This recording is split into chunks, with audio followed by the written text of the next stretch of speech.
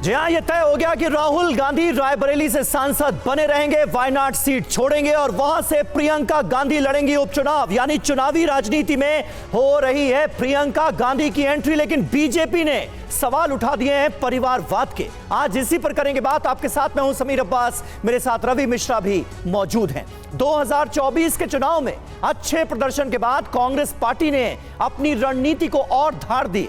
Party ने उत्तर के साथ साथ दक्षिण में भी कांग्रेस को मजबूत बनाने के लिए वायनाड से प्रियंका गांधी को चुनाव मैदान में उतारने का निर्णय किया है। यानी प्रियंका गांधी की वायनाड से चुनावी राजनीति में एंट्री हो रही है। राहुल गांधी केरल की वायनाड सीट छोड़ रहे हैं, जबकि रायबरेली से वो सांसद बने रहेंगे।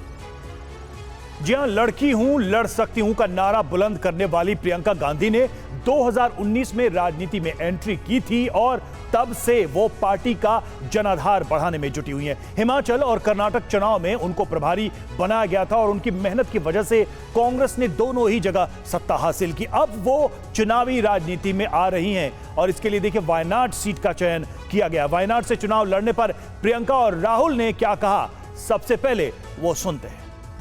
प्रियंका वायनाड से चुनाव लड़ेगी, मगर मैं भी पीरियोडिकली वायनाड जाऊंगा और जो वायदे हमने वायनाड को किए थे उनको हम पूरा करेंगे।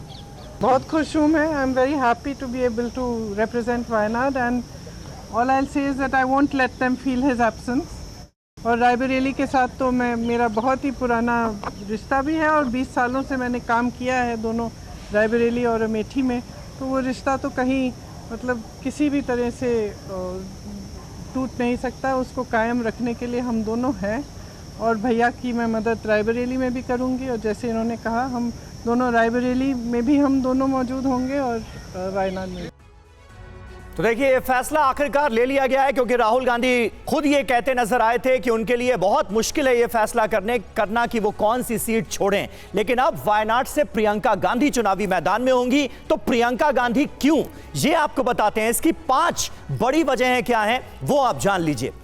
पहली वजह, गांधी परिवार के लिए यह सबसे सुरक्षित सीट है। 2019 में राहुल गांधी यहां से जीते और अब प्रियंका गांधी यहां से चुनावी मैदान में होंगी। वायनाड से गांधी परिवार का यह जो जुड़ाव है, इसे बरकरार रखने की रणनीति पर कांग्रेस पार्टी काम कर रही है। बिल्कुल। और देखिए, तीसरी बड़ी वजह है गांधी परिवार ने वायनाड नहीं छोड़ा, यह संदेश देने की कोशिश की है। यानी कि राहुल गांधी भले ही यहां से शिफ्ट होंगे लेकिन गांधी परिवार यहां मौजूद रहेगा।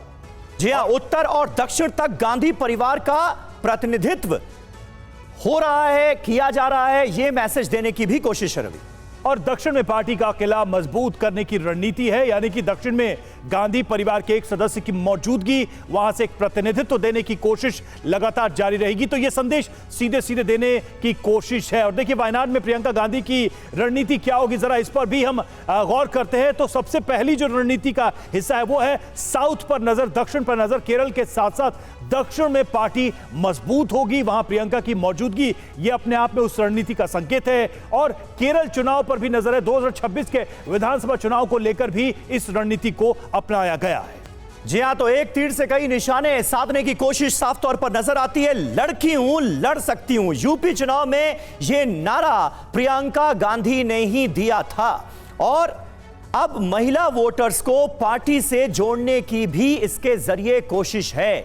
चुनावी राजनीति में प्रियंका गांधी की हो रही है एंट्री वायनाड से। संसद में मजबूत पक्ष, राहुल गांधी, प्रियंका गांधी सरकार के खिलाफ आवाज उठाएंगे। संसद में मौजूद रहकर यह भी कांग्रेस पार्टी की एक अहम रणनीति है जिसको आगे बढ़ाया जा रहा है इस कदम के, इस मूव के जरिए। हमारे साथ इस वक्त तमाम खास मेहमान मौजूद हैं, उनसे जल्दी से आपका तारुफ करा देते हैं। रौचिका अग्रवाल, प्रवक्ता भारतीय जनता पार्टी की, हमारे साथ इस वक्त जुड़ चुकी हैं। अवनी बंसल, प्रवक्ता हैं कांग्रेस पार्टी की, वो हमारे साथ हैं। कपीश श्रीवास्तव, प्रवक्ता समाजवादी पार्टी के, हमारे साथ मौजूद हैं। और स्टूडियो में रामकृपाल सिंह जी भी हमारे साथ मौजूद हैं, वरिष्ठ पत्रकार। रौचिका अग्रवाल जी, सबसे पहला सवाल आपसे मैं करूंगा, लेकिन उससे पहले कुछ रिएक्शंस अपने दर्शकों को दिखाते हैं। प्रियंका गांधी के वायनाड से चुनाव लड़ने के ऐलान के बाद बीजेपी ने कांग्रेस पर परिवारवाद का आरोप लगाया है, जिसका जवाब कांग्रेस की तरफ से भी दिया गया है। अब प्रियंका गांधी के चुनाव लड़ने पर परिवारवाद का यह मसला कैसे सामने आ रहा है, कुछ बयान सुनिए।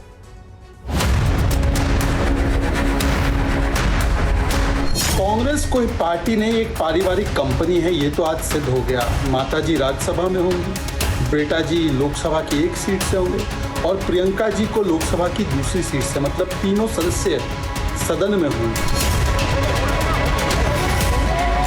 आपने ये सही राजनीतिक निर्णय लिया है जो भावनाओं के अनुसार। वायनाड सीट से प्रियंका जी अपनी बहन को वापस चुनाव लड़ा। प्रियंका जी कहती थी लड़की हूँ, लड़ सकती हूँ, अगर लड़ सकती हूँ तो आओ उत्तर प्रदेश से लड़ो, लेकिन वो उत्तर प्रदेश से भागकर वो वायनाड पहुंची हैं और वायनाड से भी उनको मैं समझता हूँ असफलता मिलेगी। प्रियंका जी जो चुनाव शायद वायनाड से लड़ेंगी तो निश्चित तौर से वो एक बहुत ही कर्मठ और बहुत योग्य नेत्री हैं। निश्चित तौर से वो पूरे समाज को जोड़ने में कामयाब होंगी और कांग्रेस को बहुत मजबूत करेंगी।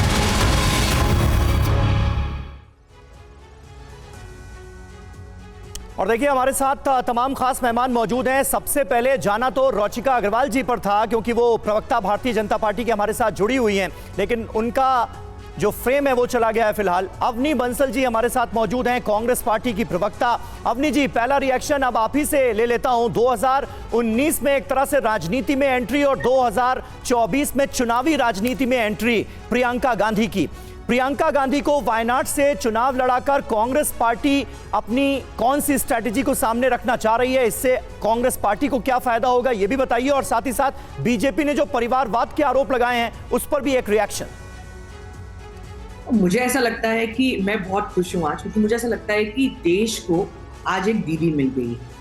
देखिए, हमने मोदी सरकार के राज्य में पिछले 10 सालों में महिलाओं की क्या स्थिति हुई, किस प्रकार से बार बार भाजपा ने महिलाओं के साथ उनका नाम तो लिया लेकिन उनके नाम पे सिर्फ और सिर्फ राजनीति करी।